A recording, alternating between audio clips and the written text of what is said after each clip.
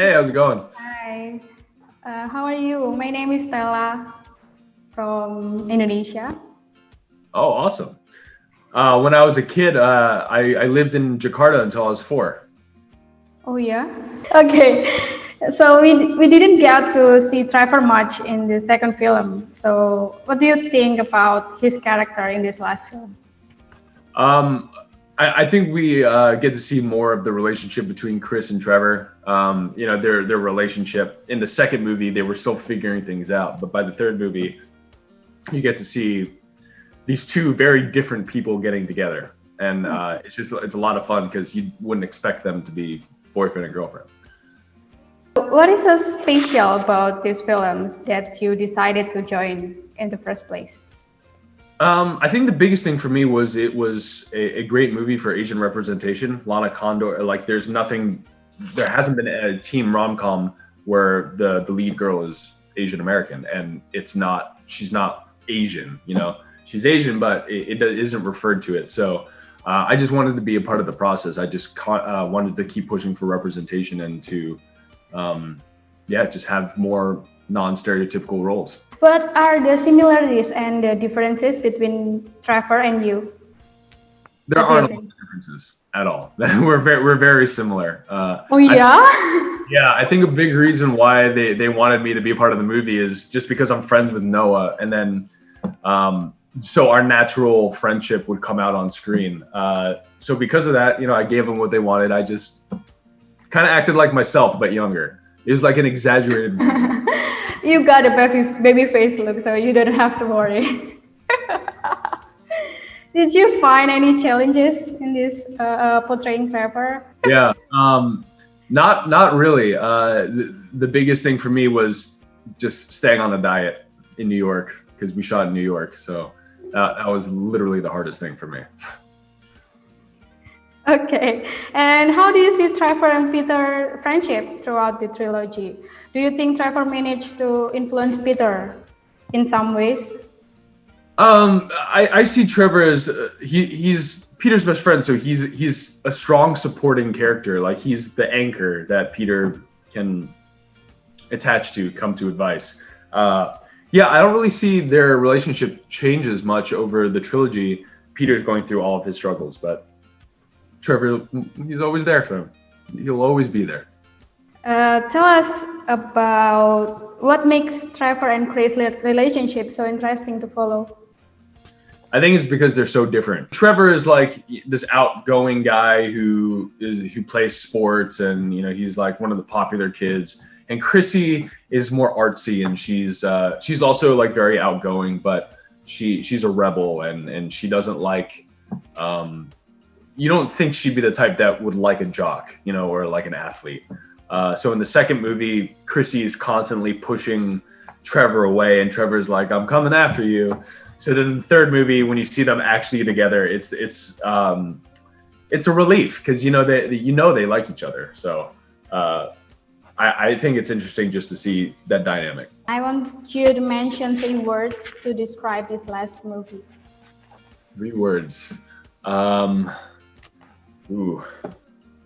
Romantic. Romantic. Spontaneous. Spontaneous. And adventurous. Hi, Lana. Hi, how are you?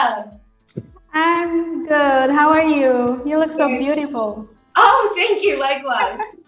Lara Jean is soon to graduate from high school, so I want to know about the wardrobe she is wearing. Do you think that she still has the Lara Jean signature, or has she changed her style in any ways? I love talking about her clothes because I think her style and what she wears has always been a huge way of self-expression for her, particularly like in the first movie, when a lot of, her feelings and her emotions were in letters, she also took it out in what she wore. And so moving forward to now, to always and forever, we really wanted to maintain her really unique sense of style and make sure that what she wears was, a representation of her emotional state in the moment. So if you notice in the films, like when she's more sad, when she's more, you know, going through things, she is wearing more muted colors, and it's a reflection of, you know, her heart and her feelings. And when she's happy and she's full of life, she's wearing bright, beautiful colors. So I think she maintained her like quirky sense of style, and, you know, putting together pieces that like I personally would never even imagine putting together. Like she puts together all different sorts of prints, and I'm like, how does she do it? But yeah, I think we do maintain it a lot because it was very important to us to make sure that her style was spot on. And I think that, you know, I see girls dressing like her, and I see, you know, at different events, or, you know, at, you know, meet and greets or anything like that. And so, or for Halloween. So I really wanted the fans to have like a perfect idea when they think of Lara Jean. They know exactly what she would wear, and they know exactly, you know, how she would dress herself. So what can you say about Lara Jean's character development in this film? I think it's kind of what I'm the most proud of in this film, because now Lara Jean is making decisions she's making decisions for herself, and she's choosing what makes her come alive, and she's thinking about the future as a young woman. And I think in the previous films, it was, of course, all about choosing guys and choosing, you know, who she is, which is awesome and totally perfect for the genre. But it was important for me to, you know, we've grown up with her, so now I want to see her start making choices that are not relationship based, but has to do with her future as a young woman. So that was a huge growth for her, for sure. Okay, and what makes this film different from any other romantic comedy? Romantic comedies in the world? He tried to create this really soft, beautiful, colorful world that we didn't deviate from. We wanted to make sure that in 1, 2, and 3, we preserved the integrity of Jenny Han's writing and the beautiful, good world that we live in when we're with tall boys.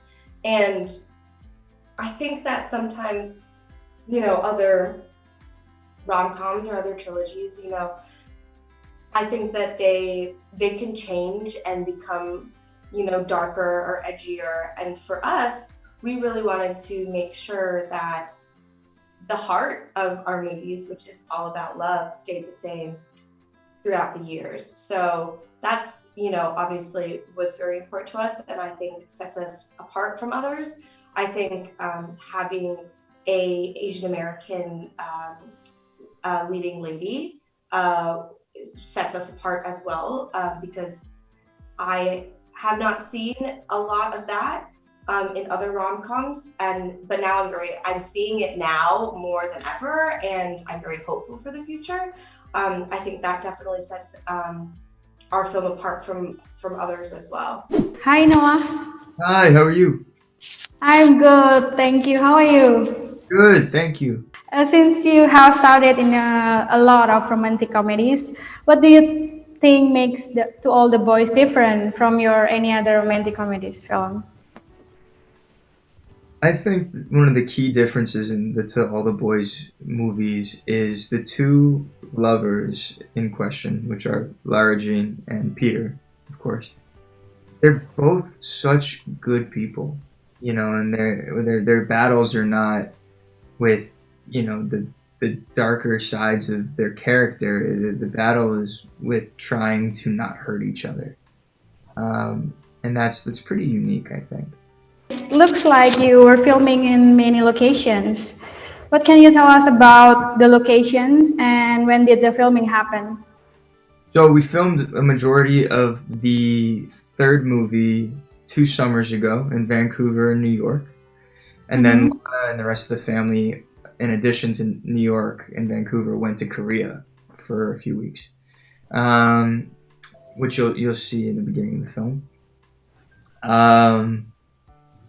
And New York was so fun. Oh my God, what a fantastic experience, and going with friends to New York and quote unquote working.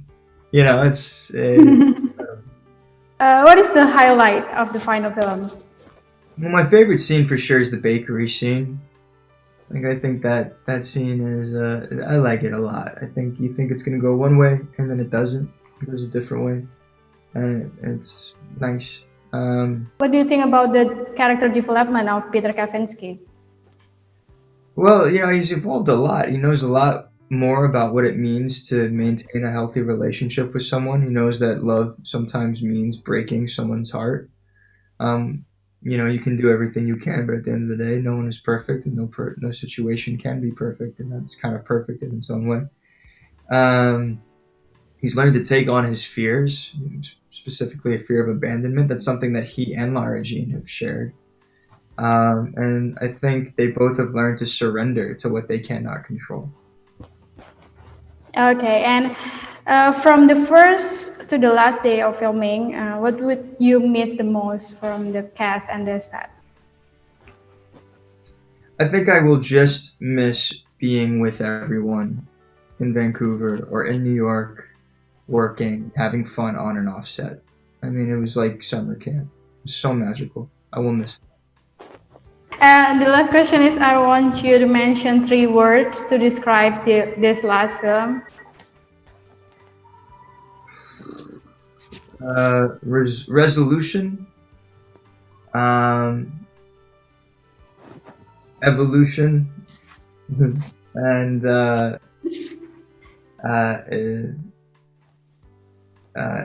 independence.